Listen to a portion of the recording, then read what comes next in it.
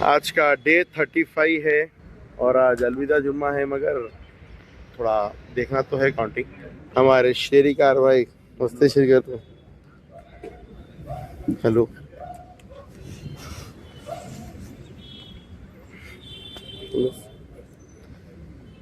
Counting जारी है as usual. Naik भाई कितने वोट्स? 982। क्या बात है, क्या बात है। 982 डिप्टी बार काउंसिल मेंबर ही छे बात। हाँ, ये देखिए काउंटिंग चल रही। ये जो अभी चल रहा एलिमिनेशन रविकांत के सीरियल नंबर 175। इससे पहले दिलीप तलूरी का चला नॉमिनेशन। दिलीप तलूरी साहब का हो गया और अरविंद कांत के साहब का एलिमिनेशन चल रहा अभी। और ये जो फर्स्ट राउंड है, फर्स्ट राउंड में जो मैं मुखी सर का देख रहा हूँ, मुखी सर को 876 वोट्स है और रघुनाथ सर को 959 वोट्स है। और अभी इसमें किरण कुमार जी साहब को 1031 वोट्स है और इंटरेस्टिंगली वेंकट यादव चलकनी साहब को 1032, सिर्फ एक ही वोट का डिफरेंस। और काफ़ी अच्छी लिस्ट है। मैं पूरा डिटेल एक साथ एक्सप्लेन करता हूँ। और आज के दिन में यहाँ पर काफ़ी इतने ज़्यादा कैंडिडेट्स है जो इंटरेस्ट से बहुत फोकस से देख रहे हैं। और हमारे deputy bar council member Sanjana ma'am, Nayak भाई की नज़र इधर ही से खाली बोर्ड पे, एक इधर नीचे से नायक भाई, ऊपर से रंजीत भाई, दोनों मिलकर कंटिन्यूस देख रहे हैं इसको। और ज्ञानोबा भाई की नज़र कंटिन्यूस बोर्ड पे। देखेंगे नेक्स्ट क्या है। अभी सीएल नंबर 175 रविकांत जी साहब का एलिमिनेशन हो गया और पूरे यहाँ पर अभी फ़िलहाल वेट कर रहे हैं लिस्ट कब पब्लिश होती। हेलो भैया, लिस्ट का वेट कर रहे हैं कब पब्लिश होती। कहाँ था हमारे नायक भाई, उठ के चले गए। काउंटिंग लिस्ट क्या है? Next declare candidate.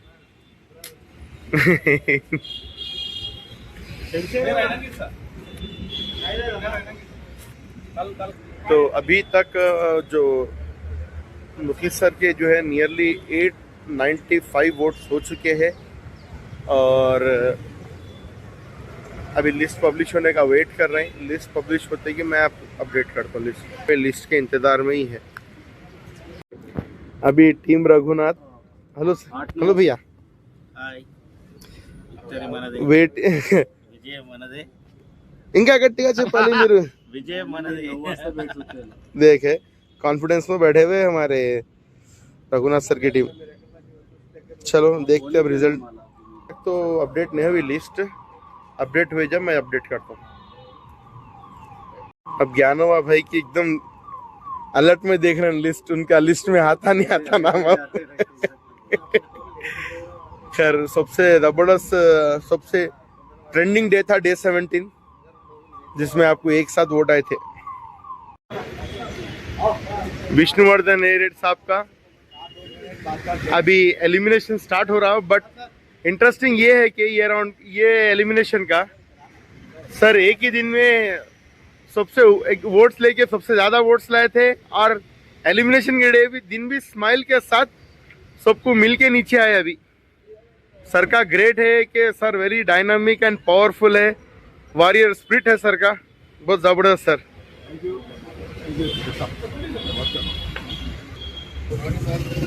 सर जाते जाते भी सबको ऑल द बेस्ट बोल के जा रहे हैं। सर का ग्रेट है, ग्रेट ग्रेट बता दिया sir. He is a great human being and wins lot of hearts in this election. అందరికి ధన్యవాదాలు. చిన్న బార్ అసోసియేషన్ 500 ఓట్లతోటి నేను పోరాటం చేసిన. అయినా అందరూ రాష్ట్రవ్యాప్తంగా ఓట్లు బాగానే వేసారు. కానీ ఎన్నికల ప్రక్రియ అనేది పూర్తి ప్రక్షాళన అవసరం ఉన్నది. ఈ యొక్క ఓట్లన్నీ కూడా ఒక టెంపరీ చేయాల్సిన అవసరం ఉన్నది. 2000కు 1500 ఓట్లు చేసి అందరి ప్రాతినిధ్యం జరగాలి. కాబట్టి జిల్లాల వారీగా లేకపోతే 2 జిల్లాలపై ఒక విభాగం చేసి ఆ విభాగం నుండి ఒక ప్రతినిధి రావాల్సిన అవసరం ఉన్నది. 25 సంఖ్య గతంలో 1947 ముందున్న సంఖ్యను ఇంకా కొనసాగిస్తూ అందులో 7 సీట్లు నెలల కేటాయించడం ఇది మా యొక్క పరాభవానికి మా యొక్క అపజయానికి కారణమైంది. 25 మంది కాకుండా సంఖ్యను పెంచాల్సి వస్తున్నది. టెరిటోరియల్గా ఫర్ సపోజ్ రాఘవాలు ఉన్నాడు ఇక్కడ, ఆయన ఏరియాను సపోజ్ చేసి తక్కువ నుండి ప్రతినిధి ఎన్నిక కావాలి. మేము మా యొక్క పరిధి ఎంతుందో ఈరోజు ఈ పరిధిని ముఖ్యమంత్రికి లేదు, సీఎంకి లేదు, ఎవరికి లేదు. దాదాపుగా తెలంగాణ మొత్తం ఒక టెరిటోరియల్ ఏర్పాటు చేసి మామూలు ఈమూల ఓటు అడుగునే పరిస్థితి కాకుండా వచ్చే బార్ కౌన్సిల్ నుండి కూడా బార్ కౌన్సిల్ యాక్ట్ మార్చవలసి ఉన్నది. ఎందుకంటే 25 మందిని ఎన్నుకోకుండా సంఖ్య పెంచవలసి ఉన్నది. ఆనాడు 10,000 మంది ఉన్నప్పుడు 25 మంది, ఈరోజు 40-50 25 మంది. ఇది ఎక్కడి న్యాయం? కొన్ని జిల్లాల్లో ప్రాతినిధ్యం కూడా పోతున్నారు. హైదరాబాద్ చుట్టుపక్కల అందరూ గెలుస్తూ ఉన్నారు. మెదక్ సీమ నుండి కూడా ఆదిలాబాద్ నుండి లేదు, నిజామాబాద్ నుండి లేదు, మళ్ళీ ఎక్కడ లేకుండా మా గలం విప్పే అవకాశం లేకుండా పోతుంది. కాబట్టి హైదరాబాద్లో దాదాపు 20,000 అవుతున్నాయి, ఇక్కడ జిల్లాలలో తక్కువ అవుతున్నాయి. కాబట్టి టెరిటరీ చేయవలసి ఉన్నది. ఇది ఒక వీడియో ద్వారా అందరికీ తెలుస్తున్నాను. ఎందుకంటే ఈ సంఖ్యను పెంచవలసి ఉన్నది. ఈ యొక్క టెరిటోరియల్గా 2,000కో 1500కో ఒక గ్రూప్ ఎంపీటీసీ లాగా ఒక గ్రూప్ ఏర్పడి అక్కడ నుండి ఒక ప్రతినిధి వచ్చే విధంగా, అక్కడ ఉండే కాంటాక్ట్ చేసే విధంగా మరి యొక్క చట్టం అవసరం ఉన్నది, రక్షణ అవసరం ఉన్నది. అయినప్పటికీ ఏదేమైనా అందరూ పోరాటం చేస్తాం. 18 సీట్ల కోసం మేము పోరాటం చేస్తూ ఉన్నాం. చాలామంది రకరకాల ఇబ్బంది పడుతూ ఉన్నారు. అయినప్పటికీ కూడా ఇది సుప్రీంకోర్టు ఆదేశాలు కాబట్టి ముందు సాగుతున్నాం. తప్పకుండా చట్టం యొక్క మార్పు కోసం తప్పకుండా పోరాటం చేస్తాం. బార్ కౌన్సిల్ కలుపుకొని మేమందరం కూడా న్యాయవాదులందరం కూడా ఈ యొక్క మార్పు రావాలి, రక్షణ జరగాలి, మా యొక్క ప్రతినిధి సంఖ్య పెరిగే అవసరం ఉన్నది. కాబట్టి లోక్సభ పెరిగారు, ఎమ్మెల్యేలు పెరుగుతారు, ఎంపీ పెరుగుతారు, కానీ మా బార్ కౌన్సిల్ మాత్రం గత 50 సంవత్సరాలు 25 మాత్రం అందే ఉన్నారు. అందులో మరి న్యాయం జరుగుతుంది. కాబట్టి సంఖ్య ఆధారంగా మనం పెంచవలసి ఉన్నది. 1000 మంది పొగరైనా 40 మంది కావాలి. కాబట్టి ఈ యొక్క ఈరోజు అందరికీ ధన్యవాదములు. ఈరోజు నేను ఈ యొక్క ఈ కౌన్సిల్ ఎన్నికల్లో ఎలాంటి కేవలం చేసిన సేవనే ఇన్ని ఓట్లు ఇప్పించింది. అందరికి పెద్ద ధన్యవాదములు. ఒక ఓటమి ఒక గెలుపుకు పునాది కాబట్టి ఏమా నిరుత్సాహం లేదు. ఇంకా రెట్టింపు జరిగిన ఉత్సాహంతో ముందుకు సాగుతాం. తప్పకుండా ప్రతి ఒక్క న్యాయవాదికి ప్రత్యేక ధన్యవాదాలు. యంత్రాంగం కూడా ఇక్కడ ఉన్న సిబ్బంది బాగా పనిచేసారు. కాబట్టి అందరికీ కూడా ప్రత్యేక ధన్యవాదాలు చెప్తూ అందరికీ నిన్న హిందూ సోదరులకు బిలేటెడ్ శుభాకాంక్షలు. రేపు జరగబోయే రంజాన్ సందర్భంగా మైనార్ సోదరులకు रमजान शुभाकांक्षी. धन्यवाद. Thank you. सर का सिंपल बोलना यही है कि एमएलएस के सीट बढ़ रहे हैं, एमपीज के सीट बढ़ रहे हैं, बट बार काउंसिल के 25 सीट्स क्यों? तो अभी 25 में से भी 2 तो एक एजी को जाता और एक रिजर्व, 23 सीट्स. अब वो 23 सीट्स ही क्यों बढ़ा सकते हैं? सीट्स एक्ट बदल सकता. और सर का एक पॉइंट ये भी है, अब सर का संगारेड्डी से है और संगल जो डिस्ट्रिक्ट कोर्ट के एडवोकेट्स है तकरीबन डिस्ट्रिक्ट कोर्ट्स के तरफ वहाँ, क्योंकि डिस्ट्रिक्ट कोर्ट का वहाँ पर बार छोटा रहता मगर प्लेस बहुत बड़ी रहती और वहाँ पर क्या है वोटर्स ज़्यादा रहते बट एडवोकेट्स कम रहते. तो जिस तरीके संगारेड्डी के एडवोकेट जो है ना अभी रिक्वायरमेंट 1085 है वोट्स का और अभी सर को जो है ना वहाँ पर 1 साइड वोट्स है संगारेड्डी में, पूरे 1 साइड वोट है सर को, जिसके से एक साथ सर ऊपर आ गए.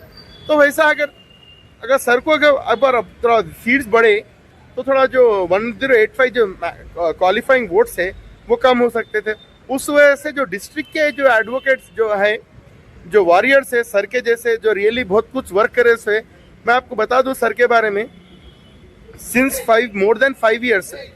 अब इलेक्शन तो अभी 26 में हो रहा, कोविड से पहले से ही सर बहुत ज़्यादा एक्टिव है. सर के थोड़े जितना मेरे को मालूम है मैं बोलता हूँ, जो कई बार जो मेंबरशिप्स है ना, कई मेंबरशिप्स के लिए सर सपोर्ट करे इन द सेंस सर का खुद का पर्सनल मनी खर्च करे एडवोकेट्स की मेंबरशिप देने के लिए. ये एक हो गया. और एडवोकेट्स के कुछ भी अच्छे बुरे के जैसा मेडिकल के एक्सपेंसेस मेडिकल के रहने दो, बार काउंसिल की तरफ का नहीं ना कोई गवर्नमेंट की तरफ, सर के पर्सनल एक्सपेंसेस का बोरो में तो मेडिकल एक्सपेंसेस या न तो कहीं एडवोकेट्स पे अटैक हुआ या करे. और तकरीबन जितने भी एडवोकेट के वेलफेयर एक्टिविटीज़ रहते जो एडवोकेट्स के लिए फाइट करने वाले हैं संगारेड्डी के सर ही है. तो इसी वजह से सर कुछ चाह के 1 साइड वोट्स आए, बट इतना है कि सर हमारे अभी सर के क्या करना, अगर वोट्स बार काउंसिल में सीट्स नहीं बढ़ाए तो सर आपका जुडिक्शन आप बढ़ा कर देना. सर 5 साल से फ्री मील सर, ये तो मेरे को मालूम बात नहीं मालूम थी. एडवोकेट्स का जो मील्स रहता डेली, जैसा हम लंच करते कैंटीन में जाके करके, तो वो 5 साल से सर फ्री मील्स। आप एक दिन का अगर किसी को मील दिए, एक जनरल बोर रहा मैं, अब जैसा एक कैंटीन है कोई भी, 70 रुपीज़ 80 रुपीज़, या कोई अच्छी जगह है तो 90 रुपीज़ पर थाली है। चलो अपन सबसे ज़्यादा कम एल बी नगर में है, एल बी नगर का रेट 60 पकड़ते, ठीक है, अरबा रेड्डी का 60 रुपीज़ पर मील। अगर एक 5 मेंबर्स को दिए 300 हो जाते, और अगर 10 मेंबर्स को 600 हो जाते। वैसा संगारेड्डी में ओपन मील्स एडवोकेट्स के लिए तो 5 ईयर्स से वैसा ओपन, हमारे ज्ञानोबा भैया बोलते हैं उसके लिए। हमारे पास अनलिमिटेड, कोई भी बाहर वाले आए तो भी हमारे पास मील्स करते थे, सबके लिए फ्री था। तेलंगाना से कोई भी एडवोकेट आए तो हमारे पास फ्री मील्स था। देखिए संगारेड्डी में अगर कोई भी एडवोकेट अगर गए तो फ्री मील्स। अब फ्री मील्स के ऊपर मैं फोकस क्यों करूं? तकरीबन डिस्ट्रिक्ट से एडवोकेट, मतलब अदर डिस्ट्रिक्ट से, जैसा शेवल्ला से, हैदराबाद से, या न तो फिर रंगारेड्डी से कोई भी संगठ उधर जाते, तो नहीं मालूम रहता न्यू एडवोकेट्स को कहाँ खाना अच्छा मिलता। तो खाना अगर सही नहीं रहा तो ऑब्वियसली है डिहाइड्रेशन का, न्यू क्या बोलते, कुछ फूड इन्फेक्शन हो सकता। तो इसी वजह से कोई भी एडवोकेट जो भी एडवोकेट गया उसके लिए सर हमारे बाहर का है या बाहर वाला है नहीं देखते, खाना है बस एक ही। तो सर आपका बहुत ग्रेट है सर। और इंटरेस्टिंग सबसे बड़ी बात ये है कि एलिमिनेट होते होते आपके फेस पे स्माइल है, आपके पास कॉन्फिडेंस है, और आप जो नया आइडिया सोच दे के जा रहे हैं, बहुत ग्रेट है sir. Thank you so much sir. जो वेंकट यादव चलगानी साहब है, जिसका डिक्लेयर होने वाले होनो भी, ये हमारे शिवा कुमार भाई उनके एजेंट है। सर का जो नेचर है उससे इतना अटैच हो गए और इंस्पायर हो गए कि सर को बहुत अच्छी से पहचानते। हमारे शिवा कुमार भाई बोलने वाले हैं। అందరికీ హిందూ బంధువులకు ఉగాది శుభాకాంక్షలు. మరియు రేపు జరగబోయే ముస్లిం సోదరులకు రంజాన్ ముబారక్. ఈరోజు బార్ కౌన్సిల్ ఎలక్షన్లో ఓరాఓరి మెతుకు సింహం నుంచి గడ్డ సంగారెడ్డి నుంచి వచ్చిన సింహం కాబట్టి ఓరాఓరి పోరాడి ఈరోజు అంటే ఇందులో లొసుకులు మామూలుగా విజయానికి అందరు తోడ్పడి నన్ను విజయోత్సవంగా నన్ను తీసుకెళ్తారు అనుకున్న భావంలో కొంచెం అటు ఇటు అయి ఓటమి పాలైనా కూడా సార్ ఏమాత్రం కంగు తినకుండా అదే ధైర్యంతో, అదే చిరునవ్వుతోటి నెక్స్ట్ టైం బెటర్లకు గెలిస్తేనే అందరికీ న్యాయం చేస్తామని కాకుండా, ఓడిపోయినా నేను అందరి పాటు ఉండి సాయం చేస్తా అని, వాళ్ళ పక్షాన నేను పోరాటం చేస్తా, వాళ్ళకి తగిన న్యాయం చేస్తా అని సార్ చాలా ధైర్యంగా చిరునవ్వుతోటి ఈరోజు కౌన్సిల్ నుంచి బయటికి రావడం జరిగింది. సార్ గురించి మేము కూడా ఎక్కువ మాకు తెలియదు, కానీ కొన్ని తెలిసిన పాయింట్లు మాత్రం చెప్తాం. అక్కడి నుంచి వచ్చిన వాళ్ళు కానీ ఇక్కడ నుంచి వెళ్ళి వచ్చిన వాళ్ళు కూడా చెప్పేది ఏంటంటే, అక్కడ సంగారెడ్డిలో ఏ జూనియర్ పోయినా ఎన్రోల్మెంట్ చేసుకున్న వెంటనే సార్ సొంత డైరీతో పాటు ఫ్రీ మీల్స్ ఒక 5 years నుంచి అక్కడ పెడుతున్నాడు. సో ఏంటంటే ఒక అడ్వకేట్ రోజు తినాలంటే మినిమం 100 rupees ఖర్చు అవుతుంది. అది సంవత్సరం పొడుగున, ఎగ్జాంపుల్ కనీసం మనము నెలకి 20 రోజులు తిన్నా కూడా మ్యాక్సిమం 2000 ఇంత ఖర్చుతోటి, ఓన్ ఎక్స్పెండిచర్ తోటి ఆ ఖర్చు మొత్తం పెట్టడం జరుగుతుంది. సో దీనికి ఏంటంటే ప్రతి ఒక్క అడ్వకేట్ మనకు తోడు ఉండి మనకు విజయానికి తోడ్పడతాడు అనుకున్నాం. సో అక్కడ బార్ వాళ్ళు కూడా చేసేకాడు చేసి వాళ్ళకు కూడా ధన్యవాదాలు. కాకపోతే ఏంటంటే మేము ఇక్కడ నుంచి ఏజెంట్గా మేము ఒకటే ఫీల్ అవుతున్నామన్నా, మీ బార్ నుంచి మీ క్యాండిడేట్లను గెలిపించుకోకపోవడం అనేది ఒక చిన్న బాధాకరణంగా కూడా మేము భావిస్తూ ఉన్నాం. నెక్స్ట్ టైం ఇట్లా చేయొద్దు, ఎందుకంటే బార్ కౌన్సిల్ 25 మెంబర్స్ ఉన్నారు. నెక్స్ట్ ఎలక్షన్ వరకు వీళ్ళు ఒక 30-40 మెంబర్స్, 40 to 50 మెంబర్స్ కూడా పెంచితే అందరికీ ఇంకా సేవ చేసుకోవాలని ఒక భావన కల్పించినట్టు అవుతుంది. ఇంకోటి ఏంటంటే అప్పుడున్న అడ్వకేట్స్కి ఇప్పుడు అడ్వకేట్కి చాలా ఒక 30-35,000 వరకు పెరిగిరు కాబట్టి మినిమం ఒక 50 to 60 మెంబర్స్ కూడా ఉండడం అవసరం. ఇది భారీ ఎక్స్పెండిచర్ కాకుండా నార్మల్గా అడ్వకేట్ యొక్క వృత్తిని, నైపుణ్యాన్ని, వాళ్ళ యొక్క ప్రవర్తన, బిహేవియర్ చూసి గెలిపిస్తే బాగుంటుంది. నెక్స్ట్ టైం కూడా మీరు అందరూ కూడా ప్రతి ఒక్కరు ఎవరి కోసం ఎవరు పనిచేస్తారు, ఎవరైతే గెలిస్తే మన కోసం పనిచేస్తారో, ఒక జూనియర్ అడ్వకేట్స్ కానీ ప్రతి ఒక్క అడ్వకేట్స్ కానీ ప్రతి ఒక్కరికి కూడా ఒక అన్న తమ్ముడుగా, అక్క చెల్లెలుగా మీరు అందరూ తోడుండి వీళ్ళ యొక్క సమస్యల మీద మీరు పోరాటం చేస్తే రేపు వచ్చే ఎలక్షన్లో కూడా, అసెంబ్లీ ఎలక్షన్లో కూడా మన న్యాయవాదులే కీలకంగా ఉండాలి. ఉంటూరు కూడా ఇప్పటివరకు కూడా కీలకంగా ఉంటూరు, అది మన సపోర్ట్నెస్ కూడా వాళ్ళకి ఎంతైనా అవసరం ఉంది. ముఖ్యంగా ఏంటంటే సార్ రాసిన వాళ్ళు గెలిస్తే ఏంటంటే ఒక అడ్వకేట్కి మంచి ఒక సేవ చేసుకున్న భావం కల్పించినట్టు వాళ్ళం అవుతాం. కాబట్టి ఇలాంటి నెక్స్ట్ టైం సార్కి ఇంకా భగవంతుని ఇంకా వేరే లెవెల్ కూడా ఇస్తుండొచ్చు. ఇది కోల్పోయినంత ఇంతకన్నా పెద్ద ఇస్తుండొచ్చు మేము భావిస్తున్నాం. ఎందుకంటే ఇక్కడ కూర్చొని చూస్తున్నాం ఎవరి ప్రవర్తన ఏందని. సార్ ఎంత చేసినా కూడా గర్వం కూడా లేదు. సార్ చాలా నీట్గా ఒక ఫ్రెండ్లీగా బాగా మాట్లాడి మాకు ఏంటంటే మంచి చెప్తుండే ప్రతి ఒక్కటి. ఎందుకంటే కొంతమందికి ఎట్లుంటే నేను ప్రెసిడెంట్ 10 సార్లు గెలిచినా 15 సార్లు గెలిచినా అని కొంచెం గర్వం ఉంటుంది. సార్కి ఆ గర్వం అనేది ఏం లేదు, చాలా ఫ్రెండ్లీ నేచరు. సో ఏంటంటే నెక్స్ట్ టైం ఈ సార్ కూడా మంచి మెజారిటీ తోటి బార్ కౌన్సిల్ కానీ ఇంతకన్నా పెద్దది కూడా గెలిచి మంచి స్థాయిలో ఉండాలని సార్కు ఏంటంటే ఈ ఓటమితోటి కంగు తినకుండా ధైర్యంగా ఉండి భగవంతుడు కూడా పూర్తి ఆయురారోగ్యాలతో కూడా ఉంచాడని భావిస్తూ ఈ ఎలక్షన్లో ఈ ఓడిపోతున్నాను బాధపడకుండా నెక్స్ట్ సేవ కూడా చేసుకునే భావం కూడా సార్కి మనం మద్దతు ఇవ్వాలి. తప్పకుండా ఇస్తామని కూడా నేను ఆశిస్తూ ఉన్నా. Next time better luck sir. ధన్యవాదాలు. ఈ అవకాశం ఇచ్చిన అందరికీ ధన్యవాదాలు. फाइनली आज का बार काउंसिल का डे एंड हो गया और 198 सीरियल नंबर जिसके विष्णुवर्धन ए साहब के लिस्ट वोट्स कंप्लीट अभी कैलकुलेट नहीं हुए, तो अभी और फाइनल तो नहीं बोल सकते. जो इससे पहले जो एलिमिनेशन हुआ था वहाँ तक ही फाइनल.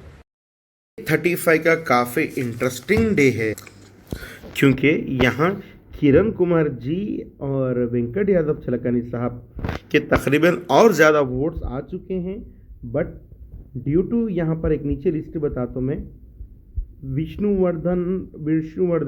वर्धन रेड्डी ए जिसका एलिमिनेशन इन प्रोग्रेस बता रहा क्योंकि इनके काफ़ी ज़्यादा वोट्स है. और मैं विष्णुवर्धन साहब के बारे में बताता हूँ. ये एक ऐसे ग्रेट एडवोकेट है, एडवोकेट फ्रेटर्निटी के लिए एग्जाम्पल है, जो संगारेड्डी के एडवोकेट है और संगारेड्डी की शान है. क्योंकि संगारेड्डी में जो एडवोकेट्स के लिए वेलफेयर के लिए काफ़ी ज़्यादा सर्विस देते with his own expenses, not from others और not from any other assistance. जब एडवोकेट एनरोल होके आता तो वो एडवोकेट एनरोल होके आते कि जैसे उसके मेंबरशिप का सर करते अपने ख़ुद के पैसों से. जी हाँ, अपने ख़ुद के पैसों से डायरीज देते. जो हम डायरी डिस्ट्रिक्ट कोर्ट्स में जो डायरी जो 250-300 जो भी है जो पे करके लेते हम नाम लिखे हुए डायरी, वैसा बच्चों को सब वैसा डायरी सर बांटते बच्चों को डायरी. तो खैर वो बहुत ज़्यादा उनकी वीडियो भी इसमें इंक्लूड देखे शायद अभी आप. तो ग्रेट एडवोकेट है, उनका एलिमिनेशन चल रहा. और राउंडिंग ये इसमें उनके जो है 616 वोट्स हैं. तो सीरियल नंबर 198 था. तो अभी आइए हम डिस्कस करते हैं आगे. किरण कुमार जी साहब जिसके 1049 वोट्स है और एलिमिनेशन अभी जो बताया 198 का, एलिमिनेशन कंप्लीट होते कि बहुत ज़्यादा बढ़ने वाले हैं वोट से. वेंकट यादव छलकानी सब के भी, सुनील गौड़ के जी हाँ ये भी आ चुके हैं. ये 3 candidates serial number 55, serial number 189, 172 Kiran Kumar ji साहब, वेंकट यादव छलकानी साहब, सुनील गौड़ साहब, ये तीनों 1 टन के करीब हो चुके हैं वोट्स और जीत के करीब है. रघुनाथ वेरोज साहब, जी हाँ राघुनाथ साहब की भी 1 टन वोट्स हो चुके हैं बट ऑफिशियल कल डिक्लेयर होते. रामिरेड्डी सामुला साहब, जी हाँ इनके भी 1 टन के करीब है वोट्स. मधुर सुंदर राव धनवाड़ा साहब के भी 1 टन के करीब वोट्स है. एमए के मुखिल साहब, जी हाँ एमए के मुखिल साहब के 900 पार होने वाले हैं वोट्स.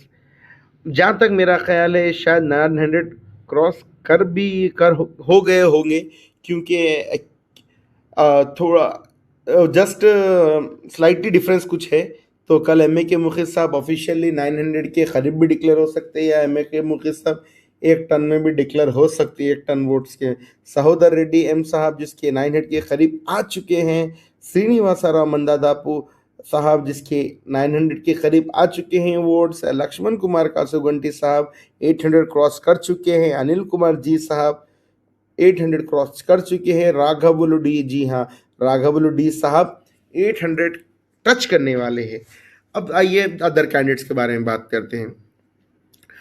ये जो अदर कैंडिडेट्स है जिसके सामने आपको लिस्ट दिख रही, ये कैंडिडेट्स ऐसे अगर ये एलिमिनेशंस जो नीचे के बाद दिख रहे हैं, एलिमिनेशंस में वोट्स आ गए उनको तो सीधा ऊपर आए थे. तो इसी वजह से हर एक कैंडिडेट इम्पॉर्टेंट है. तो इसीलिए आप इस पे नज़र रखिए. और सबको मेरे तरफ से हैप्पी उगादी एंड ईद मुबारक. और इंटरेस्टिंग कल ईद का दिन है इंटरनेशनल हॉलीडे है मगर कल बार काउंसिल वर्किंग में है, क्योंकि ये जल्द से जल्द अगर प्रोग्रेस हो गया, डिक्लेयर हो गया, तो काफ़ी एडवोकेट्स की वेटिंग चल रही।